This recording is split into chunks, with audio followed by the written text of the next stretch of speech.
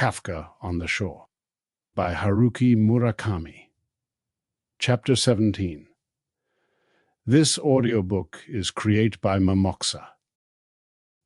Let's start the video. Chapter 17. It's my third night in the cabin.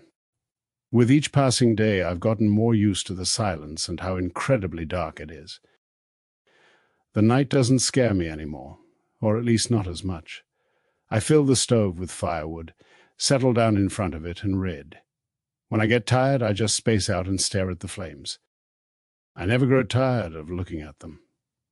They come in all shapes and colors and move around like living things. They are born, connect up, part company, and die. When it's not cloudy, I go outside and gaze up at the sky. The stars don't seem as intimidating as before, and I'm starting to feel closer to them. Each one gives out its own special light. I identify certain stars and watch how they twinkle in the night. Every once in a while they blaze more brightly for a moment. The moon hangs there, pale and bright, and if I look closely, it's like I can make out individual crags on the surface. I don't form any coherent thoughts. Just gaze, enthralled at the sky.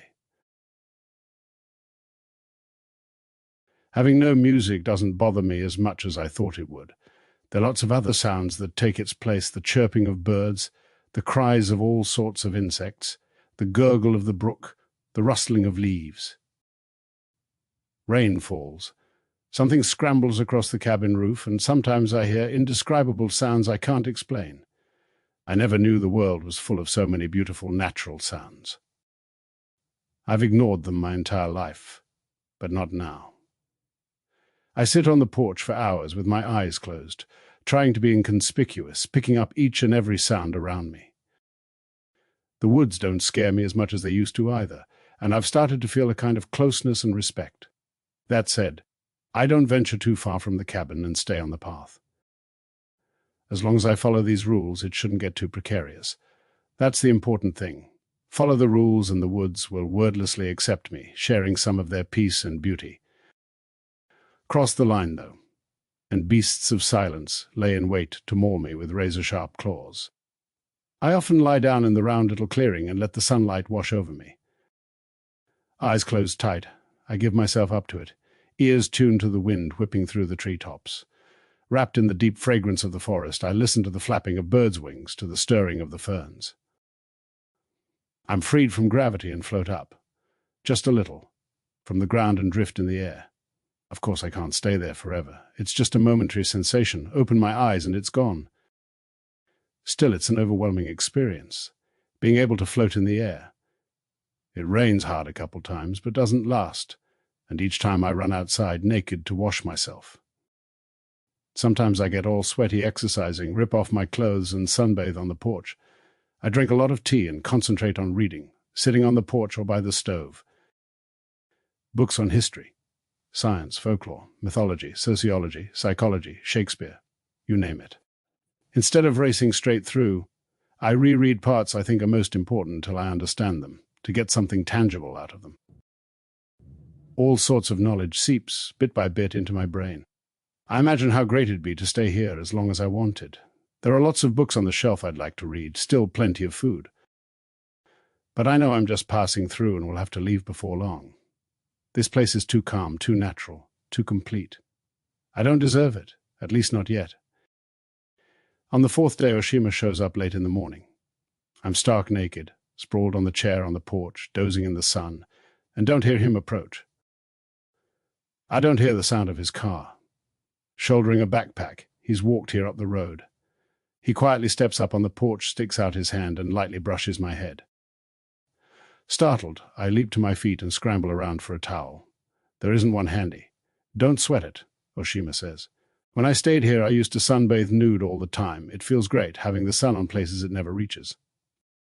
Naked like this in front of him, I feel totally defenseless and vulnerable. My pubic hair, penis, balls all exposed. I have no idea what to do. It's a little too late to cover up. Hey, I say, straining to sound casual. So you walked up. It's such a nice day I decided to, he says. I left my car down by the gate. He takes a towel draped over the railing and hands it to me. I wrap it around my waist and can finally relax. Singing a song in a low voice, he boils water, then takes out flour, eggs, and milk from his pack and whips up some pancakes in the frying pan. Tops these with butter and syrup. He then takes out lettuce, tomatoes, and an onion. He's very careful with the kitchen knife as he chops up everything for a salad. We have all this for lunch. "So how were your 3 days here?" he asks, cutting a piece of pancake. I tell him what a wonderful time I had. I omit the part about going into the woods. Somehow it's better not to talk about it. "I'm glad," Oshima says. "I was hoping you'd like it here." "But we're going back to the city now, aren't we?" "That's right. It's time to go back." Getting ready to leave, we briskly straighten up the cabin, wash the dishes and put them away in the shelves, clean up the stove. Empty the water pail, shut the valve in the propane tank, store the food that will last in the cupboard, throw the rest away. Sweep the floor, wipe off the tops of the tables and chairs. Dig a hole outside to bury the garbage. As Oshima locks up the cabin, I turn to look one last time. Up till a minute ago it felt so real, but now it seems imaginary. Just a few steps is all it takes for everything associated with it to lose all sense of reality. And me, the person who was there until a moment ago, now I seem imaginary too. It takes 30 minutes to walk to where Oshima parked the car, and we hardly exchange a word as we go down the mountain road. Oshima's humming some melody. I let my mind wander. At the bottom, the little green sports car blends into the background of the forest. Oshima closes the gate to discourage trespassers, wraps the chain around it twice, and locks the padlock. Like before, I secure my backpack to the rack on the back of the car, the tops down.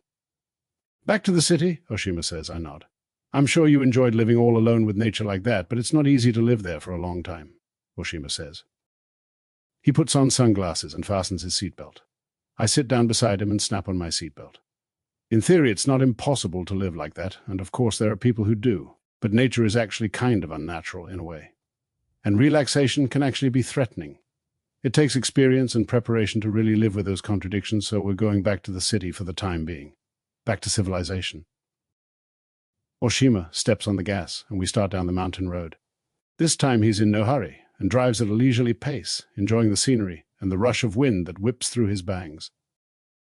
The unpaved road ends, and we start down the narrow paved road, passing villages and fields. "Speaking of contradictions," Oshima suddenly says, "when I first met you, I felt a kind of contradiction in you. You're seeking something, but at the same time running away for all you're worth." "What is it I'm seeking?" Oshima shakes his head. He glances in the rearview mirror and frowns. "I have no idea. I'm just saying I got that impression." I don't reply. From my own experience, when someone is trying very hard to get something, they don't. And when they're running away from something as hard as they can, it usually catches up with them. I'm generalizing, of course. If you generalize about me, then what's in my future if I'm seeking and running at the same time? "That's a tough one," Oshima says, and smiles. A moment passes before he goes on. "If I had to say anything, it'd be this: whatever it is you're seeking won't come in the form you're expecting. Kind of an ominous prophecy." "Like Cassandra." "Cassandra?" I ask. "The Greek tragedy. Cassandra was the princess of Troy who prophesied. She was a temple priestess, and Apollo gave her the power to predict fate. In return, he tried to force her to sleep with him, but she refused, and he put a curse on her. Greek gods are more mythological than religious figures. By that I mean they have the same character flaws humans do. They fly off the handle, get horny, jealous, forgetful, you name it." He takes a small box of lemon, drops out of the glove compartment, and pops one in his mouth. He motions for me to take one, and I do. "What kind of curse was it?" "The curse on Cassandra." I nod. "The curse Apollo laid on her was that all her prophecies would be true, but nobody would ever believe them. On top of that, her prophecies would all be unlucky ones, predictions of betrayals, accidents, deaths, the country falling into ruin, that sort of thing. People not only didn't believe her, they began to despise her. If you haven't read them yet, I really recommend the plays by Euripides or Aeschylus. They show a lot of the essential problems we struggle with even today. In Choros." "Choros? What's that?" "That's what they called the chorus they used in Greek plays. It stands at the back of the stage and explains in unison the situation, or what the characters are feeling deep down inside. Sometimes they even try to influence the characters. It's a very convenient device. Sometimes I wish I had my own chorus standing behind me. Are you able to prophesy? No such luck, he smiles. For better or for worse, I don't have that kind of power. If I sound like I'm always predicting ominous things, it's because I'm a pragmatist. I use deductive reasoning to generalize, and I suppose this sometimes winds up sounding like unlucky prophecies. You know why? Because reality is just the accumulation of ominous prophecies come to life. All you have to do is open a newspaper on any given day and weigh the good news versus the bad news, and you'll see what I mean. Oshima carefully downshifts at each curve, the kind of practiced gear shifting you hardly notice. Only the change in the sound of the engine gives it away. There is one piece of good news, though, he says. We've decided to take you in. You'll be a staff member of the Tamura Memorial Library, which I think you're qualified for. Instinctively, I glance at him. You mean I'm going to be working at the library? More precisely, from now on, you'll be a part of the library. You're going to be. Staying in the library, living there. You'll open the doors when it's time for the library to open, shut them when it's time to close up. As I said before, you seem to be a pretty self-disciplined sort of person, and fairly strong, so I don't imagine the job will be very hard for you. Miss Seiki and I aren't all that strong physically, so it'll really help us out a lot. Other than that, you'll just help with small day-to-day things. Nothing to speak of, really. Making delicious coffee for me, going out shopping for us. We've prepared a room that's attached to the library for you to stay in. It's originally a guest room, but we don't have any guests staying over, so it hasn't been used for a long time. That's where you'll live. It has its own shower, too. The best thing is you'll be in the library, so you can read whatever you like. But why? I begin to say, but can't finish. Why are we doing this? It's all based on a very simple principle. I understand. You and Miss Seiki understands me. I accept you, and she accepts me. So even if you're some unknown 15-year-old runaway, that's not a problem. So what do you think? I give it some thought. All I was looking for was a roof over my head. That's all that matters right now. I don't really know what it means to become part of the library, but if it means I can live there, I'm grateful. At least I won't have to commute anymore. Then it's settled, Oshima says. Let's go to the library, so you can become a part of it. We get on the highway and pass a number of towns. A giant billboard for a loan company, a gas station with gaudy decorations, a glass-enclosed restaurant, a love hotel made up to look like a European castle, an abandoned video store with only its sign left, a pachinko place with an enormous parking lot, a McDonald's, 7-Eleven, Yoshinoya, Denny's. Noisy reality starts to surround us. The hiss of 18-wheelers' air brakes, horns, and exhaust. Everything near me until now, the fire in the stove, the twinkle of the stars, the stillness of the forest has faded away. I find it hard to even imagine them. There are a couple of things you should know about Miss Seiki, Oshima says. When she was little, my mother and Miss Seiki were classmates and very close. She says that Miss Seiki was a bright little girl. She got good grades, was good at composition, sports of all kinds, and could play the piano well too. She was the best at whatever she tried. And beautiful. Of course, she's still quite a stunning person. I nod. When she was still in grade school, she had a sweetheart. The eldest son of the Tamura family. A distant relative, actually. They were the same age and made a handsome couple, a regular Romeo and Juliet. They lived near each other and were never apart. And when they became adults, they fell in love. They were like one body and spirit, according to my mother. We're waiting at a red light, and Oshima looks up at the sky. When the signal turns green, he steps on the gas and we zoom out in front of a tanker truck. Do you remember what I told you in the library? About how people are always wandering around, searching for their other half? That part about me. Right. What Aristophanes said. How we stumble through our lives desperately fumbling for our other half. Miss Seiki and that young man never had to do that. They were born with their other half right there in front of them. They were lucky, Oshima nods. Absolutely, up to a point. He rubs his chin with his palm like he's checking out how well he shaved. There's no trace of a razor. His skin is as smooth as porcelain. When the young man was 18, he went to Tokyo to go to college. He had good grades and a major he was interested in. He also wanted to see what the big city was like. She went to a local college and majored in piano. This is a conservative part of the country, and she came from an old-fashioned kind of family. She was an only child, and her parents didn't want her going off to Tokyo. So the two of them were separated for the first time in their lives, just like God had cut them cleanly apart with a knife. Of course they wrote to each other every day. It might be good for us to try being apart like this, he wrote her. Then we can really tell how much we mean to each other. But she didn't believe that. She knew their relationship was real enough that they didn't need to go out of their way to test it. It was a 1 in a million union, fated to be. Something that could never be broken apart. She was absolutely sure of that. But he wasn't. Or maybe he was, but simply didn't accept it. So he went ahead and went to Tokyo, thinking that overcoming a few obstacles would strengthen their love for each other. Men are like that sometimes. When she was 19, Miss Seiki wrote a poem, set it to music, and played the piano and sang it. It was a melancholy melody, innocent and lovely. The lyrics, on the other hand, were symbolic, contemplative, hard to figure out. The contrast gave the song a kind of spirit and immediacy. Of course, the whole song, lyrics and melody, was her way of crying out to her boyfriend so far away. She sang the song a few times in front of people. She was ordinarily shy, but she loved to sing, and had even been in a folk music band in college. Someone was very impressed by the song, made a demo tape, and sent it to a friend of his who was a director at a record company. He loved the song and had her go to their studio in Tokyo and record it. It was her first time in Tokyo, and she was able to see her boyfriend. Between recording sessions, they were able to love each other as before. My mother said she thought they'd had a sexual relationship since they were around 14. Both were rather precocious, and like many precocious young people, they found it hard to grow up. It was as if they were eternally 14 or 15. They clung to each other and could again feel the intensity of their love. Neither one of them had ever been attracted to anyone else. Even while they were apart, no one else could ever come between them. Sorry, am I boring you with this fairy tale romance?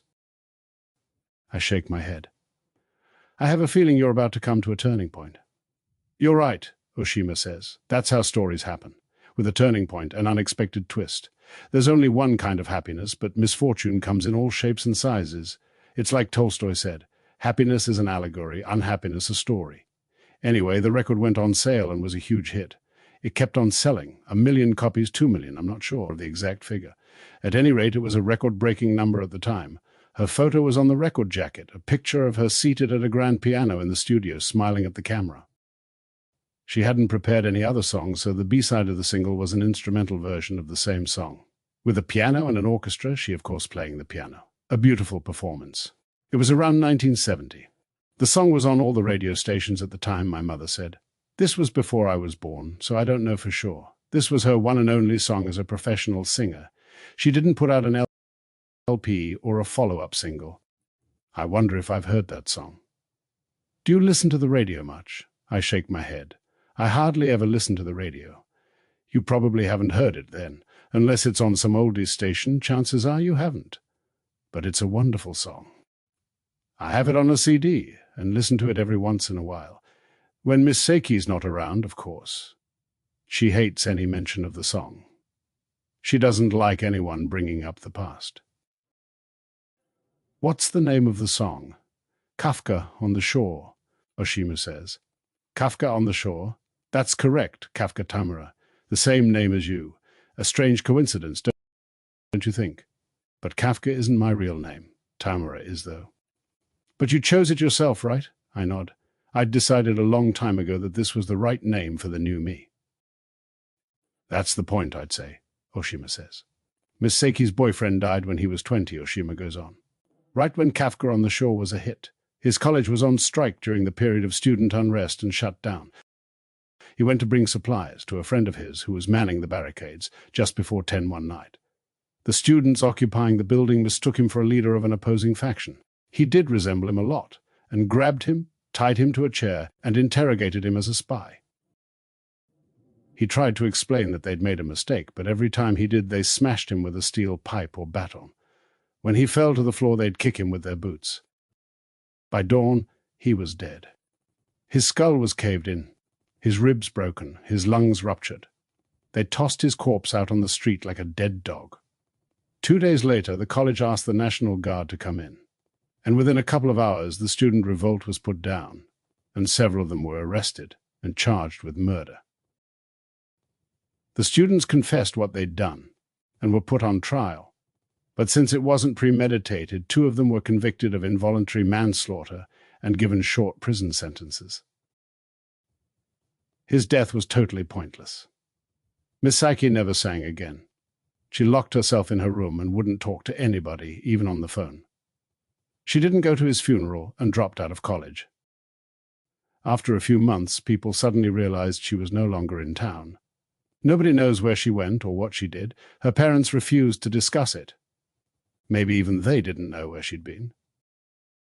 She vanished into thin air.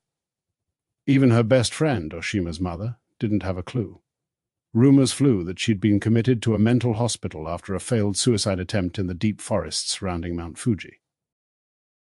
Others said a friend of a friend had spotted her on the streets of Tokyo. According to this person, she was working in Tokyo as a writer or something. Other rumors had it she was married and had a child.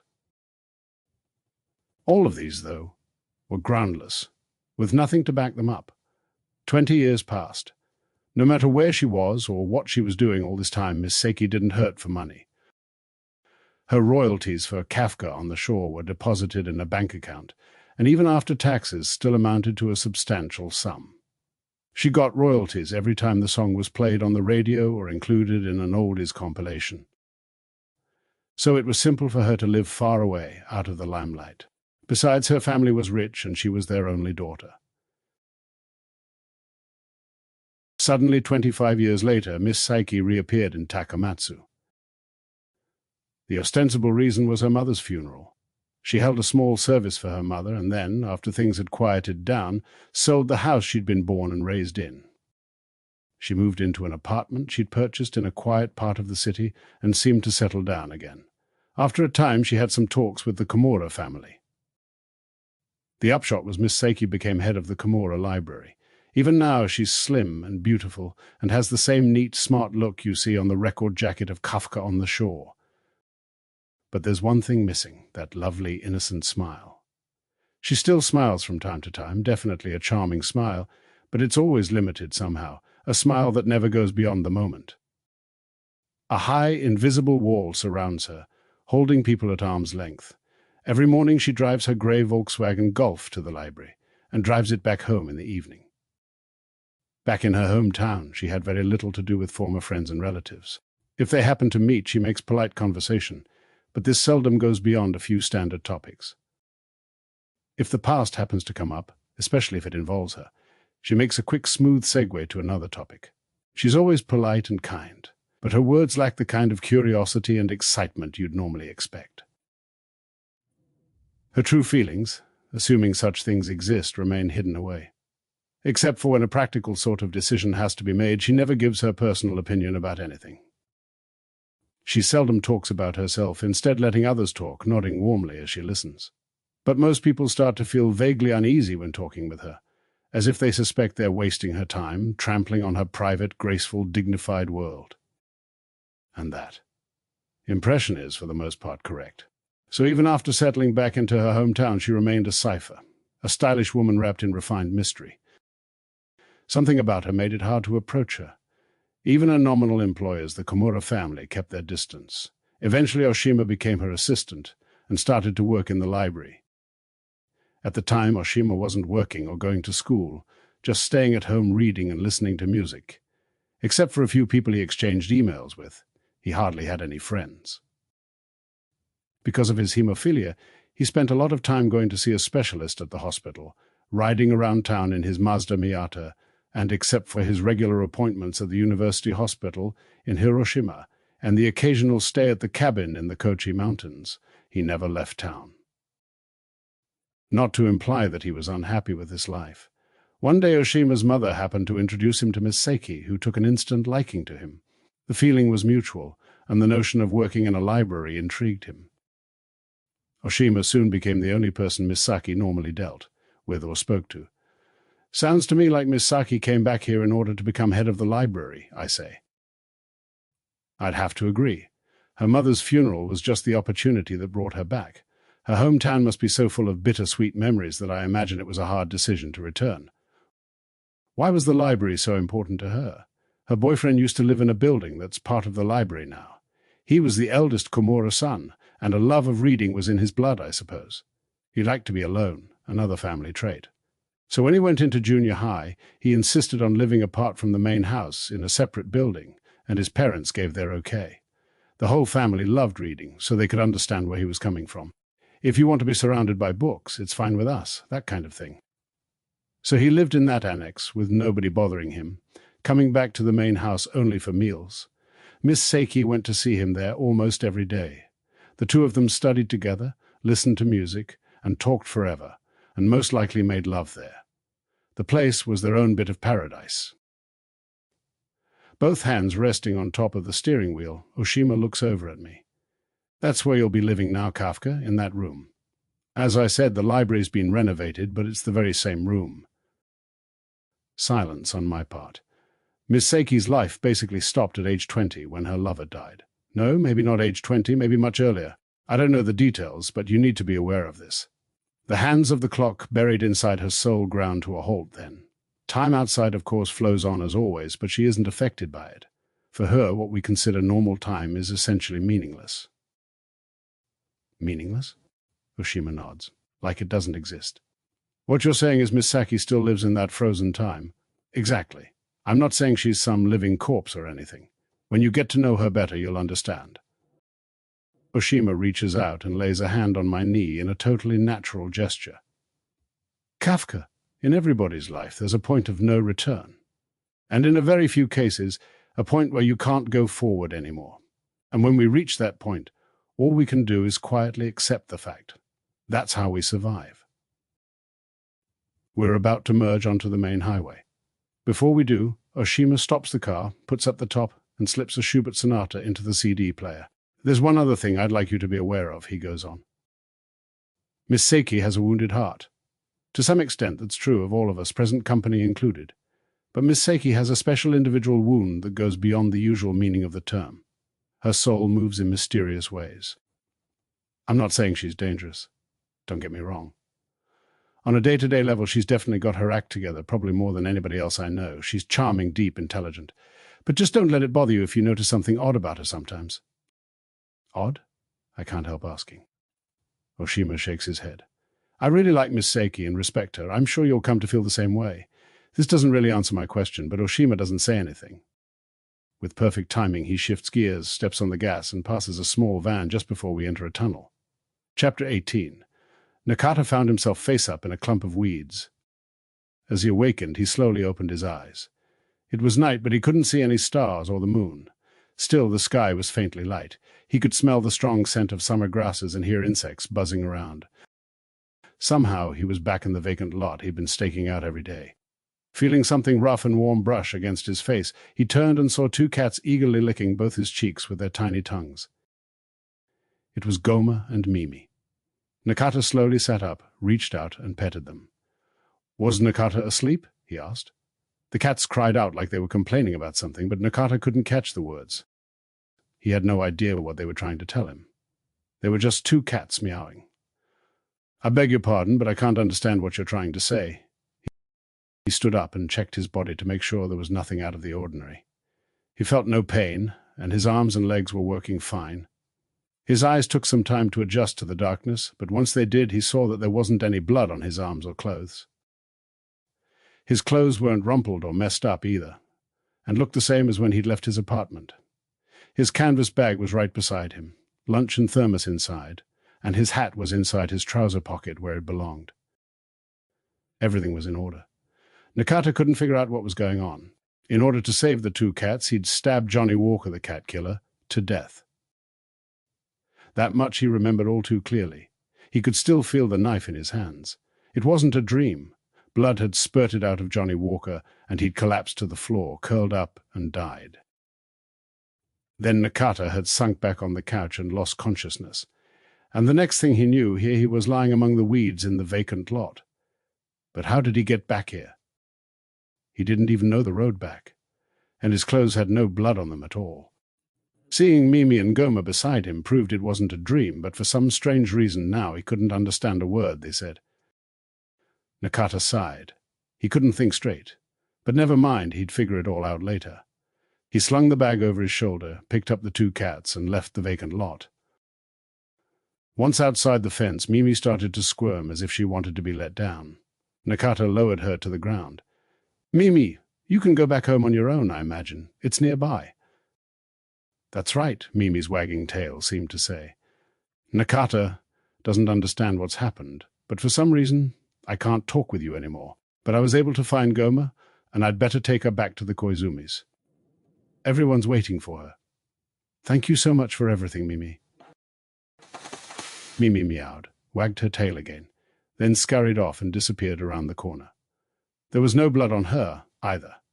Nakata decided to remember that. The Koizumis were overjoyed by Goma's return. It was past 10 p.m., but the children were still up, brushing their teeth before bed.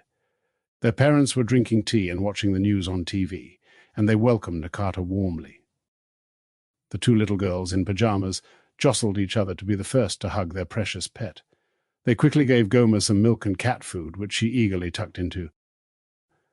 "My apologies for stopping by so late at night. It would be much better to come earlier, but Nakata couldn't help it." "That's all right," Mrs. Koizumi said.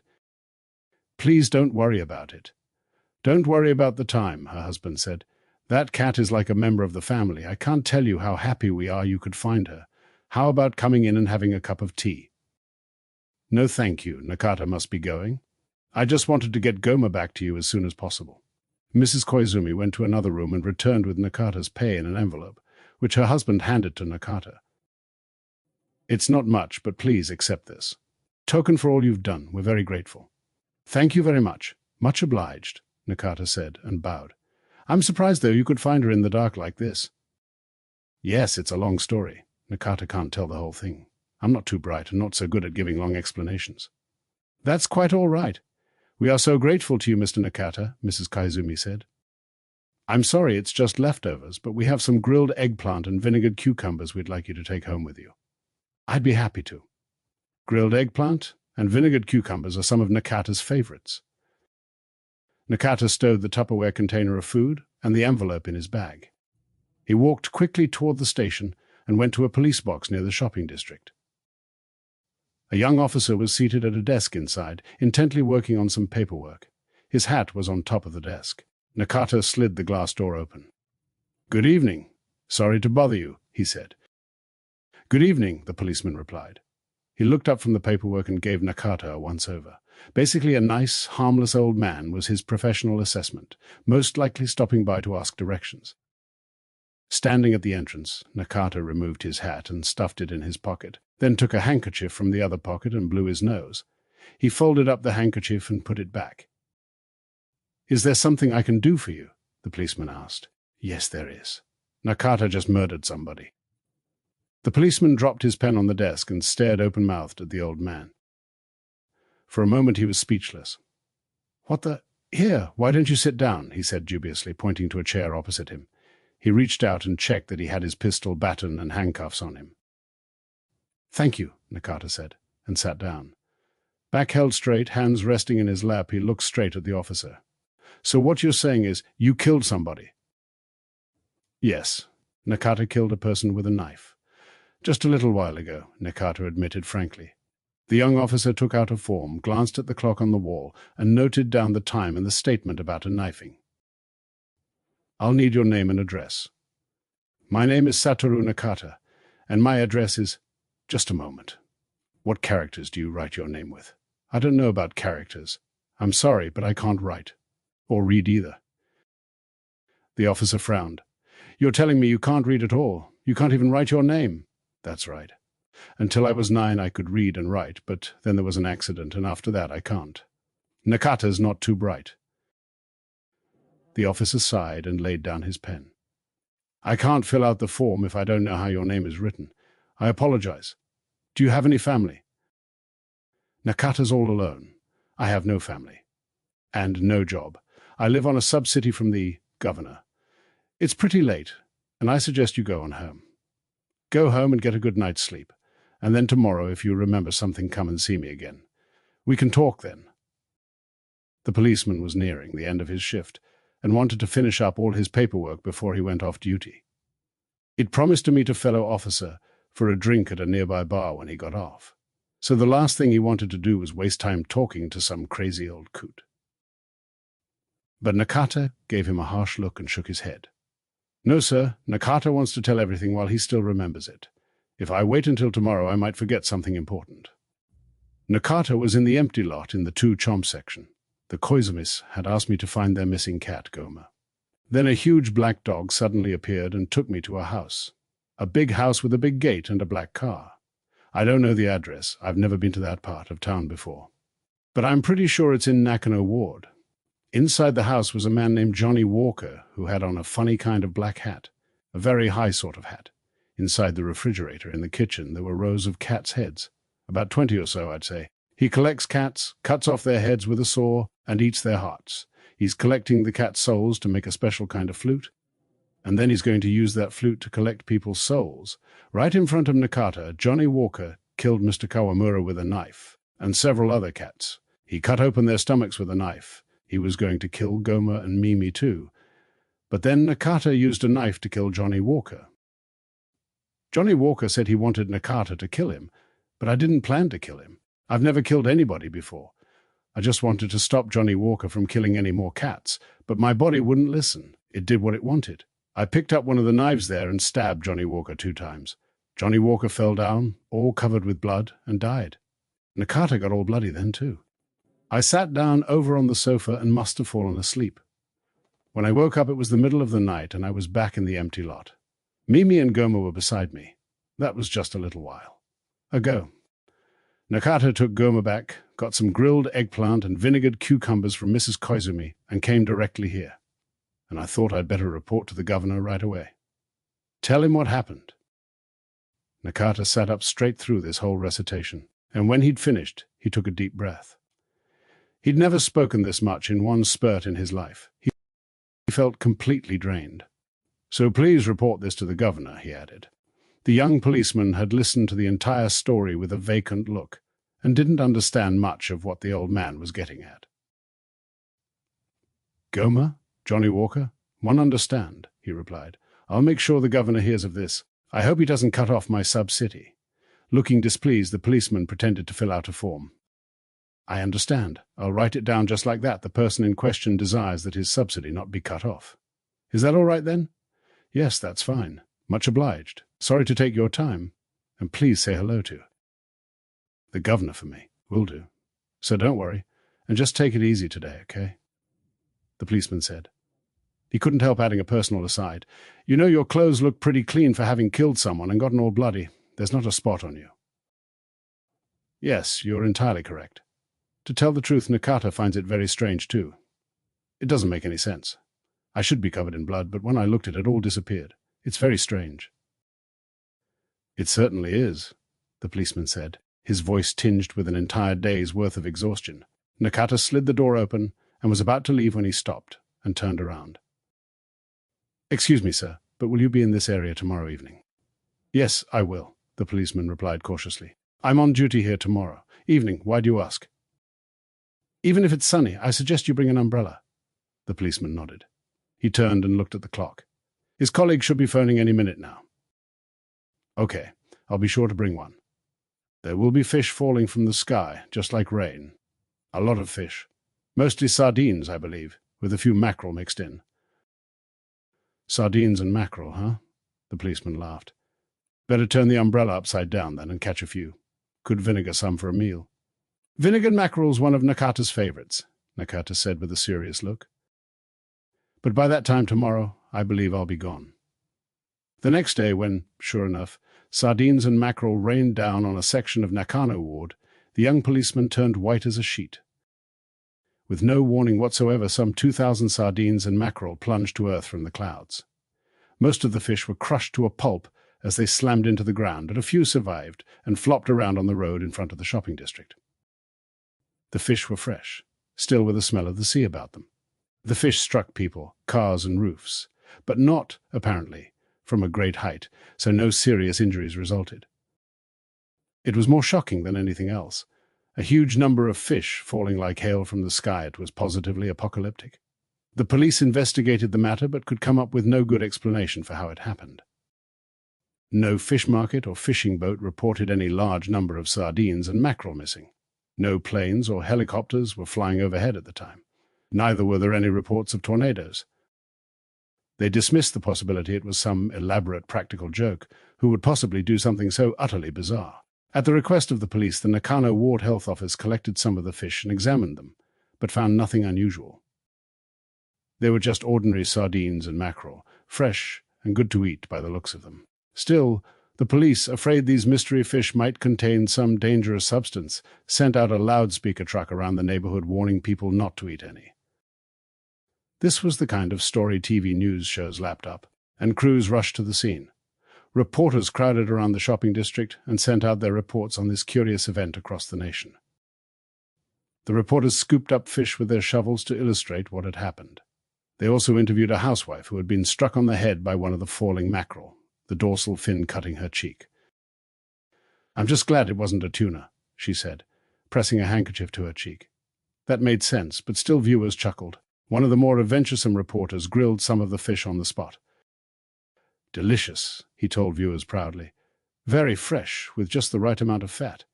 Too bad I don't have any grated radish and hot rice to round out the meal." The policeman was baffled.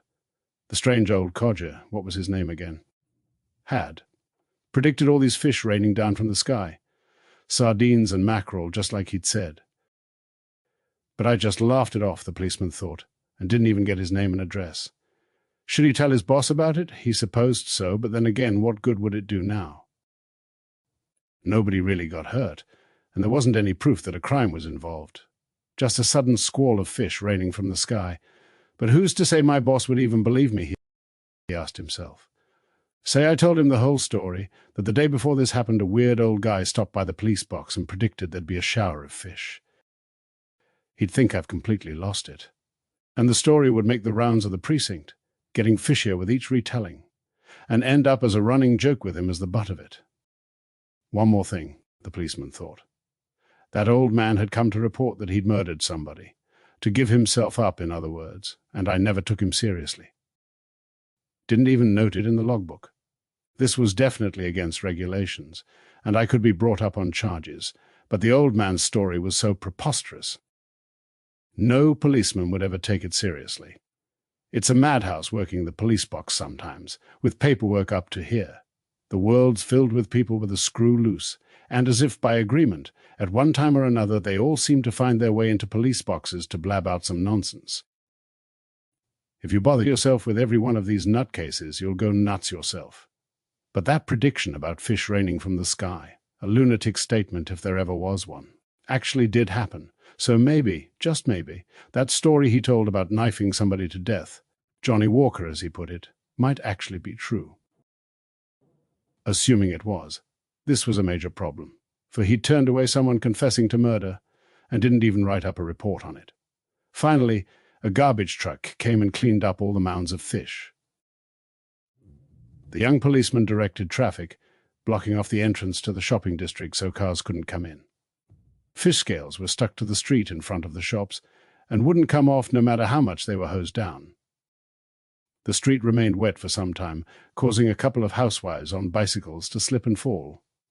The place reeked of fish for days afterward, getting the neighborhood cats all worked up. The policeman was kept busy with the cleanup and didn't have time to think any more about the strange old man. The day after it rained fish, though, the policeman gulped in shock when the body of a man stabbed to death was discovered nearby.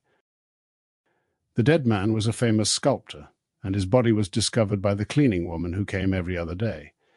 The body was naked, lying in a pool of blood. Estimated time of death was in the evening. 2 days previous, the murder weapon, a steak knife from the kitchen. To his dismay, the young policeman finally believed what the old man had told him. My God, he thought, what a complete mess I've gotten myself into. I should have called up the precinct and taken the old man in. He confessed to murder, so I should have handed him over to the higher-ups and let them decide if he's crazy or not. But I shirked my duty. Now that it's come to this, the young policeman decided the best thing to do is to just climb up and pretend it never happened. But by this time, Nakata was no longer in town.